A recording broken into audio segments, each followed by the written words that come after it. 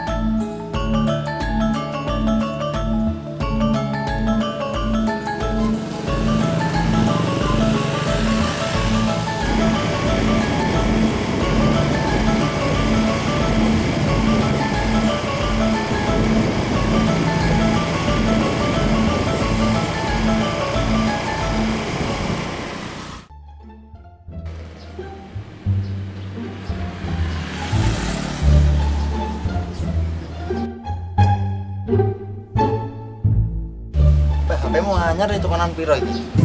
Iki pancingan rong sasi. Iki paling iki lurus tengah. Lurus tengah. Lurus tengah. Saiki mancing ndi? Panggang. Kemarin tren ngobong kan.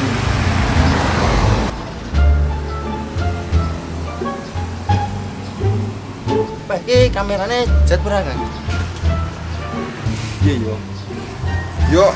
Yo canggih yang iki semacam-macam canggih iki. Canggih jahat pol kena wis. Mending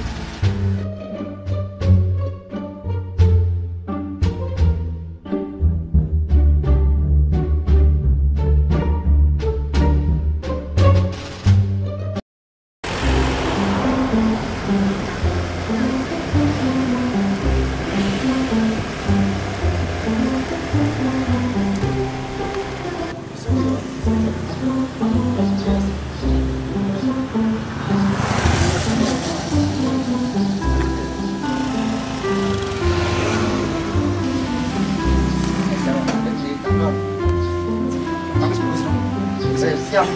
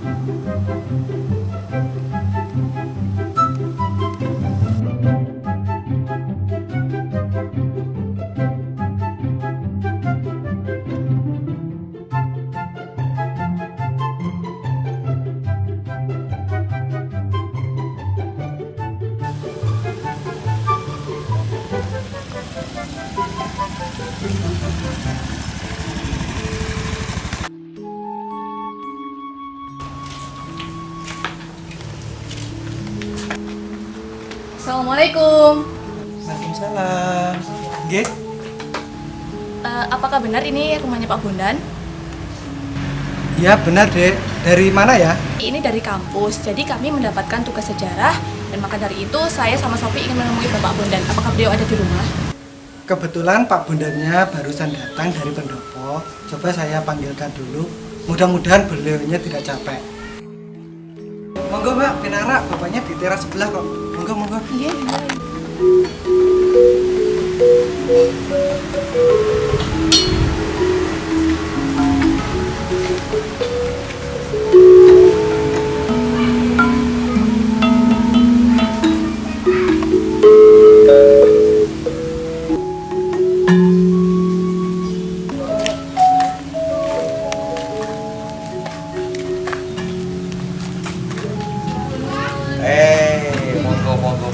Dari mana?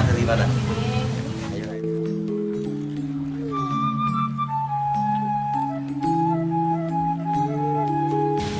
Ini kami dari kampus Pak, jadi kami mendapatkan tugas sejarah, maka dari itu kami ingin menemui jenengan. Oh iya. Ayo, masuk saja, langsung aja. Anggap rumah sendiri. Nggih.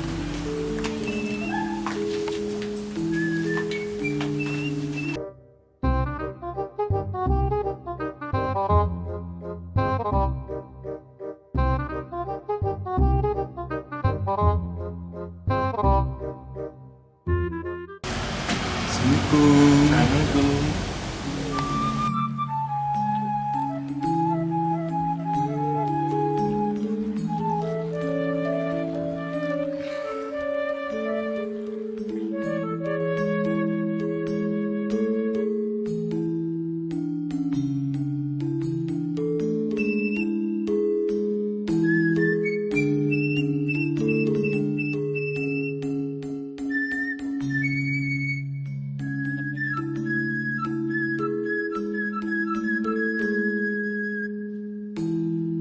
Ayo Dek, benar.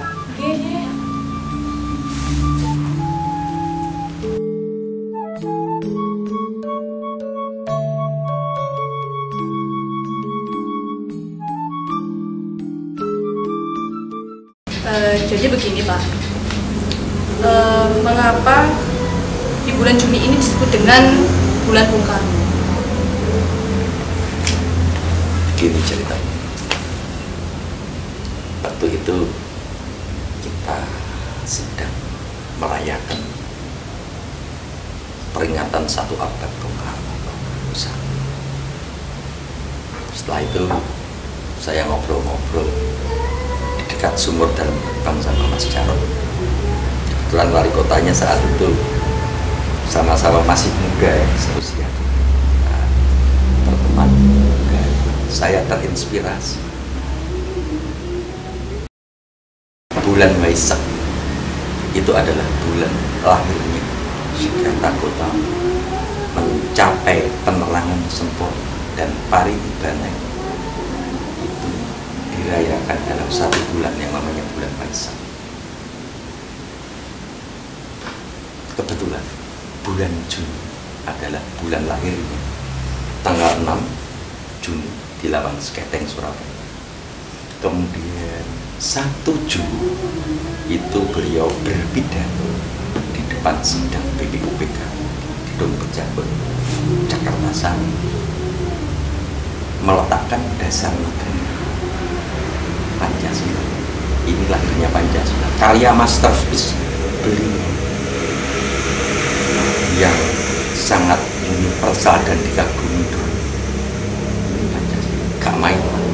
Ini karya paling wah, kita nggak bisa menilai sebesar apa. Yang jelas dunia mengetahui karya masterpiece-nya sebagai dasar negara Indonesia. Walaupun Bung Karno sendiri tidak pernah mengatakan saya pembuat Pancasila, saya penggali Pancasila. Tetapi selama 3 hari bersidang, hanya Bung Karno yang mengusulkan dasar. Dan 21 Juni beliau jadi antara lahir kemudian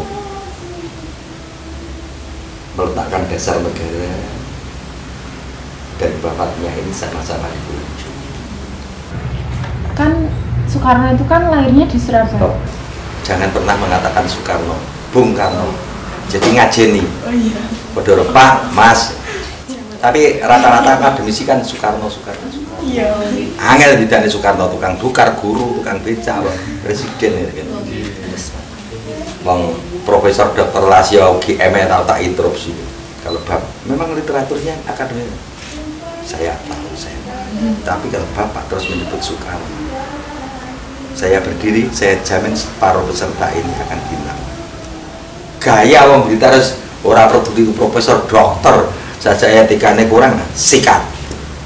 Ini bumi bola. Kan Bung Karno itu kan lahirnya di Surabaya. Terus hubungannya sama Blitar itu apa? Oh. Jadi Bung Karno itu putra dari Raden Sukemi Sosrojo.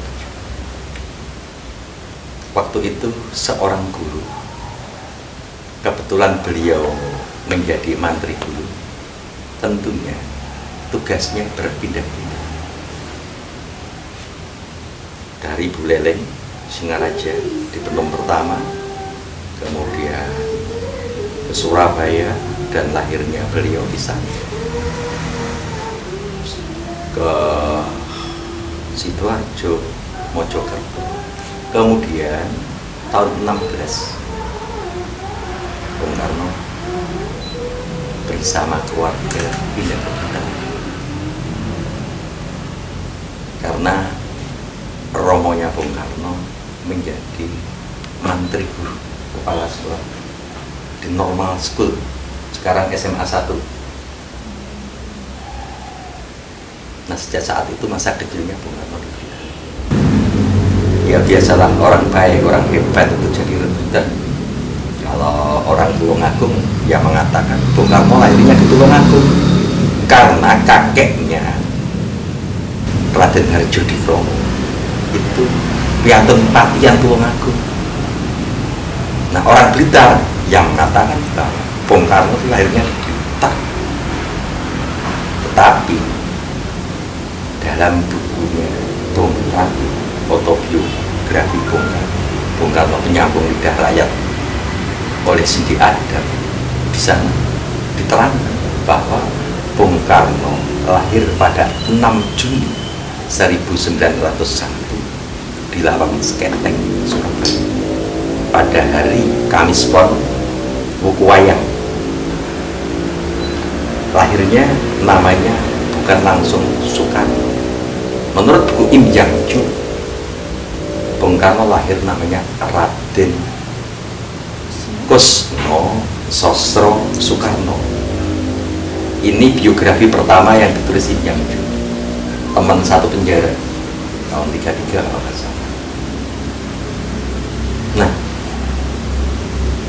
Bung Karno ini tidak suka dengan warna-warna feodal, warna-warna kenetralan, sehingga Raden Kusno-nya dihilangkan, Soekarno saja. Banyak versi cerita, nanti bisa dikaji sebagai mahasiswa, ini tugasnya. Itu jadi lahirnya di Surabaya, dan buku itu diterbitkan oleh negara supaya rakyat Indonesia itu melek dengan sejarah siapa bapak bangsa. Mungkin ada pertanyaan lain. Kenapa Bapak Bung Karno itu bisa... Kenapa Bung Karno? Jangan dikasih bapak, padahal Pak Gus Dur. Ya, belajar, gak apa-apa. Kenapa Bung Karno itu bisa menjadi orang yang luar biasa, yang menjadi kepercayaan negara? Ya, pertanyaan yang luar biasa. Jadi Bung Karno itu dilahirkan dari pasangan Raden Sukemi Sosrojo. Kalau ditarik garis lurus, luar biasa. Jadi keturunan juang besar Laskar Diponegoro. Kemudian ibundanya ini dari kasta Brahmana, Bahari Sri Agung Gulening. Keluarga ibunya jatuh miskin setelah kerajaan Singaraja dibombardir berbulan, sehingga dendamnya kepada penjajah terus menerus didongengkan kepada Bung Karno. Bung Karno juga punya pengasuh, orang Tulungagung yang sangat sederhana, namanya Salimah. Luar biasa. Apa pesan Salimah kepada Bung Karno? Soekarno kecil, Karno, engkau harus mencintai ibumu, tetapi lebih dari itu engkau harus mencintai bangsa. Anak yang sangat cerdas, sekolahnya terus lancar. Pada saat sekolah menengah pertama SMP, itu kalau sekarang ini dipondokkan di rumah Cokro Aminoto. Banyak anak-anak di atasnya yang mondok di sana, dan orang-orang ini punya warna sendiri-sendiri.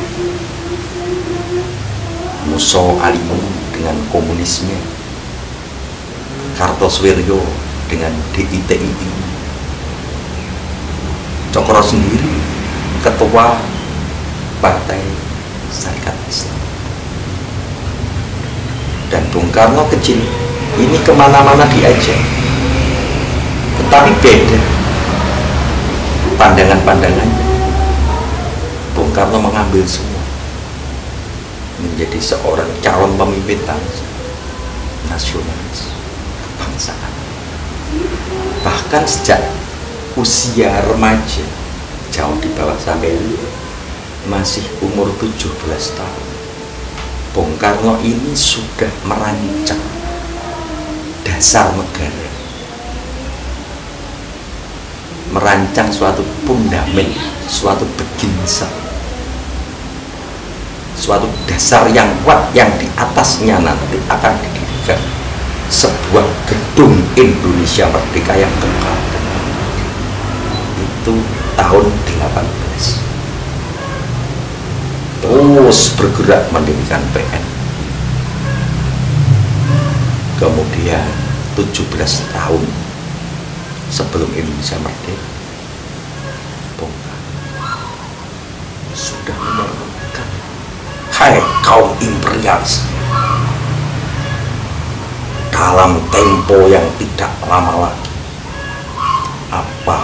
apabila angkasa menggelegar, Samudra Pasifik menjadi merah,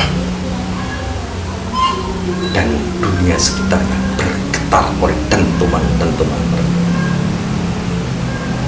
di sanalah Indonesia akan merdeka. Setelah itu Bung Karno ditangkap, dimasukkan penjara. Pada saat hari pembebasan, beliau sedikit dihadang oleh sipir, tahu sipir ya? Sipir. Maaf Tuan Soekarno, apakah Tuan akan berubah menjalani hidup sebagaimana layaknya yang lain? Apa yang jadi? Tidak, saya masuk untuk memperjuangkan kemerdekaan bangsa, dan saya keluar penjara dengan pikiran yang sama. Dengan orang seperti itu, luar biasa. Beliau seorang arsitek, ahli jembatan dan jalan raya, tapi tidak sebatas itu. Banyak membangun gedung-gedung, termasuk gedung sate yang di Bandung. Itu rancangan Bung Karno. Kemudian pembebasan Irian Barat, seorang yang luar biasa, dan arsitek berdirinya negara kesatuan Republik Indonesia. Sehingga pada tanggal 1 Juni, nah hubungannya dengan bulan Bung Karno tadi kan, pada tanggal 1 Juni itu sampai hari ini dengan payung hukum keputusan Presiden nomor berapa? 25 itu ditetapkan sebagai hari lahir Pancasila. Luar biasa peristiwa. Jadi waktu itu bulan Juni tahun 45, Bung Karno dalam kondisi berkabung karena ayahanda yang membimbing, mensupport tentang skill baru saja meninggal. Jadi kondisinya masih berkabung. Tetapi yang paling menyedihkan bahwa sampai 3 hari bersidang tidak satu orang pun peserta sidang, sekitar 60 orang itu tidak ada yang mengusulkan dasar. Sidang di Pejangon nggak seperti sidang di gedung DPR MPR itu, tapi dijaga dengan tentara-tentara Daimipong dengan senjata terhunus, sehingga ketua sidang BPUPKI Dokurit Sumicho Sakai yang namanya Dr. Rajiman Widyodin itu ceritanya menggunakan bahasa Jawa, menawi Indonesia mardika mangke dasar itu menopong supaya Jepang tidak begitu menopong. Tetapi seorang Soekarno yang jiwanya sejak muda seperti Arya Bima pun tidak pernah tedeng aleng-aleng. Itu 1 Juni beliau melangkah ke podium langsung berpidato tentang dasar. Maaf paduka Tuhan, selama 3 hari bersidang belum satu pun yang membicarakan tentang dasar negara, tentang begisa, tentang Wil Tanjung. Kemudian Bung Karno membandingkan, menanyakan tentang kemerdekaan, diterangkan dengan gamblang dan jelas. Apa merdeka itu? Merdeka adalah bebas menentukan nasib sendiri, dan itu harus ditempuh syarat mutlak untuk kedaulatan suatu bangsa. Nah, untuk mencapai kemerdekaan bertahun-tahun Bung Karno mengumpulkan kekuatan, menyatukan perasaan, satu rasa untuk perasaan yang sama, senasib, seperjuangan. Lebih baik mati berkalang tanah daripada hidup dijajah, merdeka atau mati. Itu sudah disahkan, sehingga itu diikat satu rasa oleh Bung Karno, biasa disebut dengan Samen Bundeling van alle Krachten. Krachten itu kekuatan. Jadi bicara tentang merdeka ini bicara tentang kekuatan, tentang kedaulatan.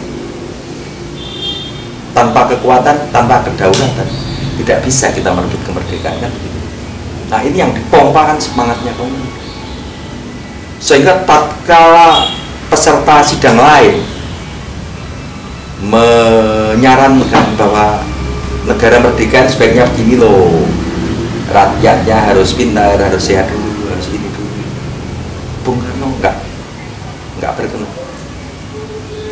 Kalau yang bodoh mesti pintar dulu, kalau yang sakit mesti sehat, sampai lebur kiamat Indonesia tidak akan merdeka. Mau merdeka atau tidak sekarang? Jawabnya mau. Berarti 1 Juni secara de facto Indonesia sudah merdeka, karena yang duduk di sana adalah wakil-wakil dari hampir semua daerah, dari barat sampai timur. Bung Karno membandingkan kemerdekaan negara-negara dan dasar-dasar negaranya sekaligus. Umpamanya tatkala Ibnu Saud memerdekakan Arab Saudi, memasuki kota Riyadh, memerdekakan hanya waktu 1 malam just one night only, hanya semalam saja. Tetapi dasar yang diletakkan sudah cukup lama. Lenin memerdekakan Rusia. Keadaan bangsa Rusia tidak sehebat sekarang. 80% bangsa musik itu masih belum tahu baca tulis. Ibnu Saud memerdekakan Arab Saudi juga begitu. Bangsa Badui masih suka berpindah-pindah. Kemudian pada saat merdeka mereka dididik untuk bercocok tanam sehingga tidak berpindah-pindah dan meletakkan dasar sesuai kulturnya. Jermania ketika Hitler naik tahta, Hitler sudah mempersiapkan dasar negara. Cina, Tiongkok, Dr. Sun Yat-sen dengan the three people principle San Mincuyi ini sudah diletakkan sekitar 15 tahun sebelumnya. Nah, Bung Karno meletakkan dasar negara Republik Indonesia yang akhirnya disepakati dengan nama Pancasila ini sejak muda belia, sejak umur 17 luar biasa. Kalau 45 diambil 17 berapa? 26 tahun dipersiapkan. Sehingga singkat cerita, Bung Karno mengatakan dalam sidang bahwa kemerdekaan itu adalah jembatan emas. Yang penting merdeka dulu. Nanti kalau sudah merdeka, didirikan rumah sakit, didirikan sekolah, sektor-sektor yang lain juga dibenahi. Ini yang namanya jembatan emas, di seberang jembatan emas. Nah, pada tanggal 1 Juni itu juga Bung Karno mengatakan dengan jelas, kemerdekaan Indonesia itu buat siapa? Indonesia buat Indonesia. Semua buat satu, satu buat semua, semua buat semua. Bukan untuk orang per orang, bukan untuk kaum bangsawan, bukan untuk golongan, tetapi semua buat semua. Kemudian karena ini bersatu-satunya rasa, senasib setanggungan, dan kita merdeka itu karena ada satunya rasa. Ini penting bahwa yang disebut kebangsaan Indonesia itu nggak cuma bangsa Jawa, bangsa Bali, Sumatera, Borneo, tetapi semua. Yang namanya Indonesia itu dari Sabang sampai Merauke. Ini harus sama. Maka oleh karena itu Bung Karno meletakkan kebangsaan Indonesia, nasionalisme sebagai prinsip yang pertama. Yang kedua tentang perkemanusiaan, internasionalisme. Kita sejak dulu suka tolong-menolong, tidak hanya pada tetangga, bangsanya sendiri, pada siapapun bangsa Indonesia. Ini senang menolong, suka menolong dengan bangsa lain, dengan luar negeri. Inilah perkemanusiaan atau internasionalisme. Yang ketiga adalah tentang demokrasi, tentang musyawarah yang harus diwakili oleh tokoh-tokoh. Jadi demokrasi Indonesia bukan geden-gedenan ngomong, tetapi yang dianggap bagus untuk kemaslahatan orang banyak, itu yang harus disepakati. beberapa tadi.